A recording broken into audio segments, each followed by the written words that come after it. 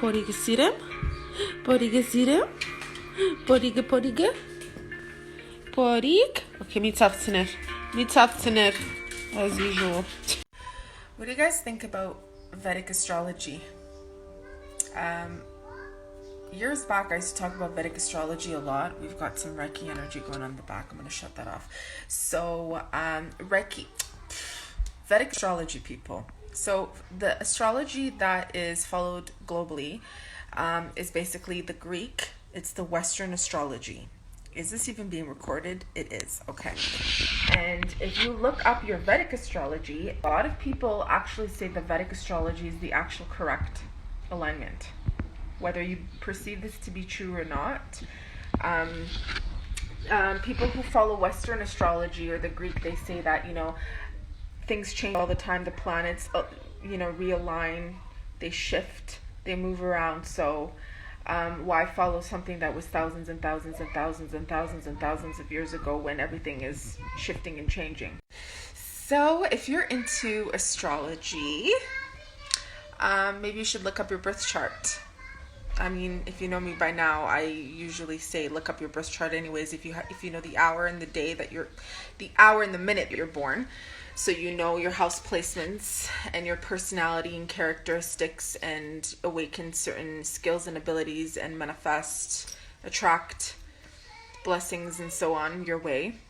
But you can also look into Vedic astrology. So in Vedic astrology, my sun sign is actually in Aries.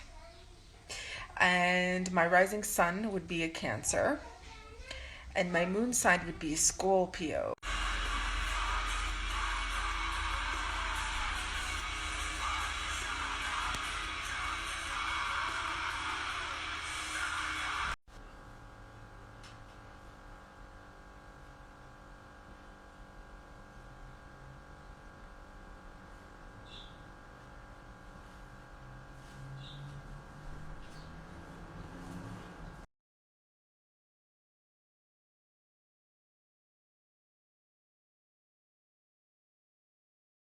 I'm taking a little bit of a break from work because I'm tired. I know I appear lazy sometimes, man. I'm chilling on my couch all the time. I work from home, okay? Like literally. And I have a dog that's constantly around me. Doesn't have any... He's very attached. So we were talking about astrology, Vedic astrology, and so on. So I remember about 10 to 15 years ago, I used to talk about and study Vedic and Western astrology. And I would always base things as if you're going to do rituals with moon phases or according to the calendar with the sun and the moon and any other planetary, you want to work with both. But these are for more advanced people into astrology, which is what I would do. Okay? And I would awaken both planets in a sense of signs and planets within my chart. But when you're doing that, be mindful that you don't want to awaken too much at the same time, right?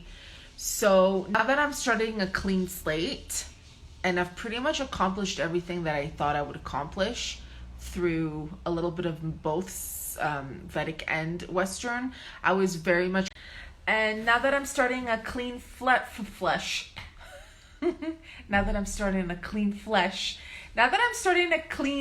slate, I'm going to be starting to work on my Vedic astrology again and awakening dead, dying, dormant energies within my own star's energy body. So I highly suggest you guys do this too if you're into this stuff.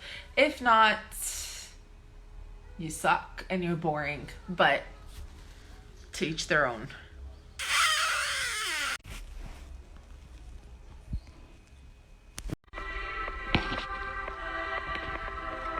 Also, another reason why I used to follow Vedic and Western astrology was because in Vedic astrology, May 14 is literally the last day of Aries. May 15 is the first day of Taurus, and I'm born May 14. So that makes me an Aries/Tauros. Okay, so one more thing. Vedic astrology is also known as Sidereal Astrology in Western cultures who don't study the